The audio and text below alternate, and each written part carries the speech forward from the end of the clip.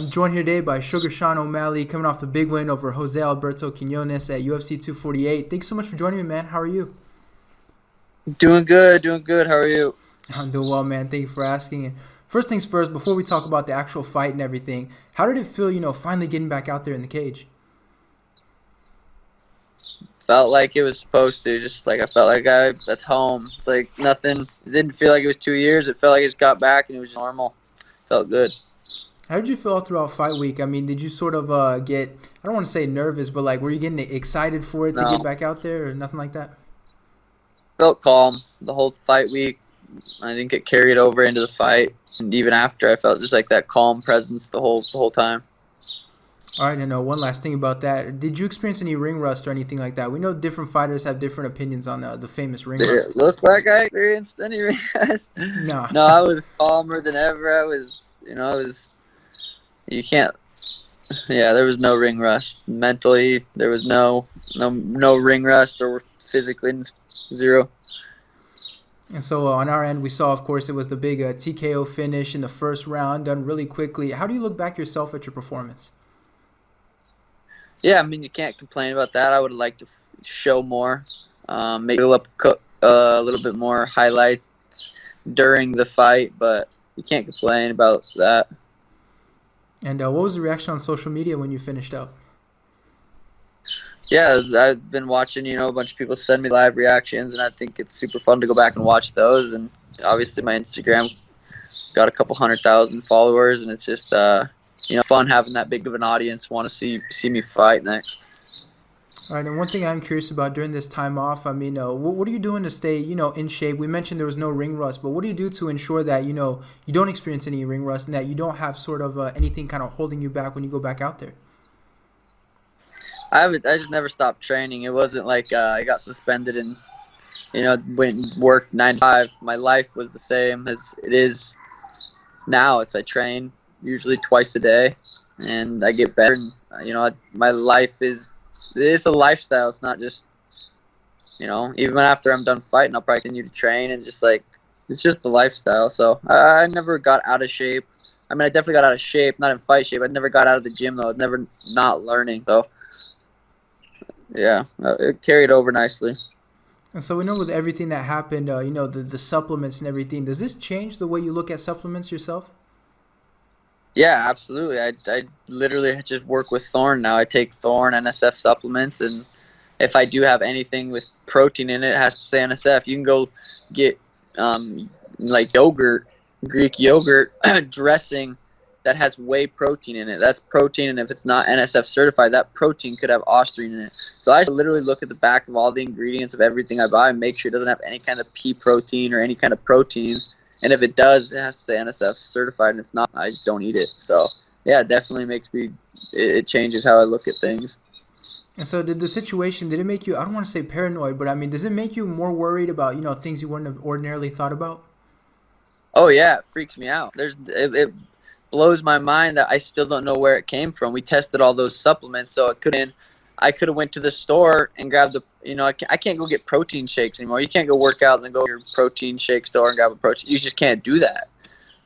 It could have been in those little, a little protein shake. It could have been in a protein bar.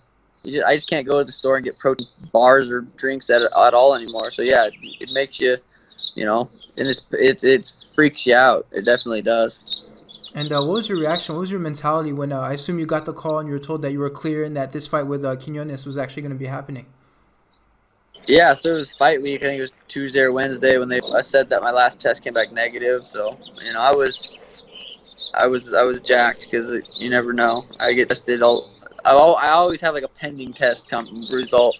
I got tested 5 times this year, so I was just and you never know. So I was jacked when they said it finally. It was done.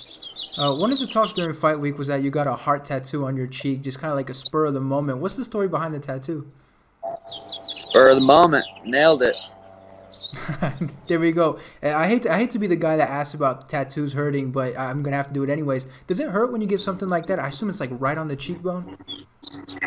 No, it's like a 10 pain wise. It's not bad. Oh yeah, for sure. Yeah, one thing that Brett Okamoto put out on Twitter was that you had this sort of sponsorship deal with Reebok, and that you were collecting, I believe it was shoes for kids, and you were handing this out in your community. What's kind of the story behind that? Yeah, that I'm still looking for, like, I want to find like a big group of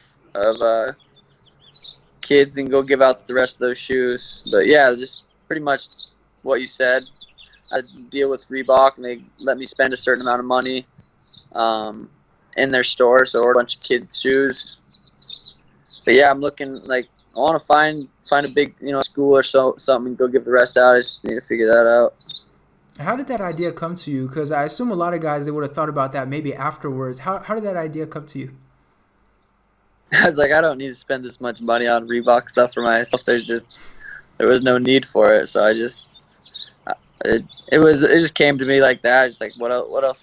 How could I, do something cool? So I thought it was, it's a good feeling giving back. So that's how it came to me.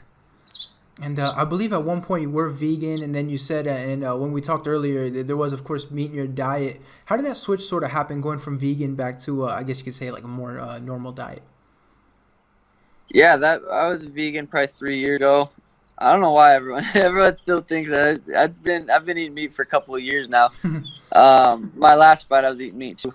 Now I'm just lifting more, so I'm more hungry, so I eat more meat. It's just it really comes down to, I've been just lifting and doing strength and conditioning more, so I just, I'm more hungry, so I eat more protein. And did you feel a But big yeah, I think difference physically when you started eating meat again? yeah, you look at my body, look at my last fight compared to that against Terran Ware, I was eating a vegan diet. If you go do a side by side, it looks like two different people. I also grew a lot. I was 23, now I'm 25. I think I was 22 or just 23 when I fought Terran. So a couple years of, lifting heavy and eating right, and definitely feel way better than eating vegan. One thing I did need to know is that we saw that you wore a particular outfit to the UFC Media Day, and it seems like the fans, as usual, had a lot of opinions on your fit and what you were wearing. What did you make of all the comments that people were making? I don't know. I haven't even really noticed if they were bad or good. I just wear something, and if I think it looks fucking sweet, I'll wear it. So I don't know I haven't really been reading what people are saying about the outfit. And I mean, how did the outfit come together? Because we saw that you did your hair a certain way. Everything was sort of, there was a lot going on in there. How did it come together? Is it kind of like the tattoo, like a spur of the moment? Yeah, Danny, my girl, and I, we just kind of looked for something that popped, and really all we found was that blue jacket. I already had the white pants and the scarf, and I was like, boom, that jacket, white pants, fro the hair. The fro always looks good with anything, so it came together pretty easy, and it's always fun. I enjoy the dress up part of it. It's always, I always do it, so it's a good time. And so, when you have this time off in between the Sukumtop fight and the Quinones fight, what do you have to do yourself to sort of? We know that the UFC, it's important to keep your name out there, make sure people don't, forget about you and things like that. What did you have to do to make sure that, I guess people didn't forget about you, that, your career didn't lose any steam? Yeah, I didn't really think it would. I just kept, like I said, lived the exact same lifestyle I would have if I was fighting, and just posting the same shit, and just, everything I enjoy. Tim and I, we do our Timbo Sugar Show podcast, and we just, I don't know if I don't really feel like I'm trying to keep people to pay attention to me. It's just kind of, I'm just doing shit that I do and posting stuff, and people like it. So it kind of stuck with me. It's been already real. All right, that makes sense. When do you think we'll see you back out in the cage again? No later than fight week. Potentially earlier, but no later than fight week. Or international fight week, yeah. All right, now I just have one more for you. Kind of goes along with this question, but the UFC comes to you. They let you pick out your sort of next opponent and things like that. Ideally, who would you want next? We'll see. I'm going to go look. All right, sounds good. Thanks so much for the time, Sean. I really appreciate it. Congratulations on the win. It was good to see you back out there, man. Thank you. I appreciate it, brother.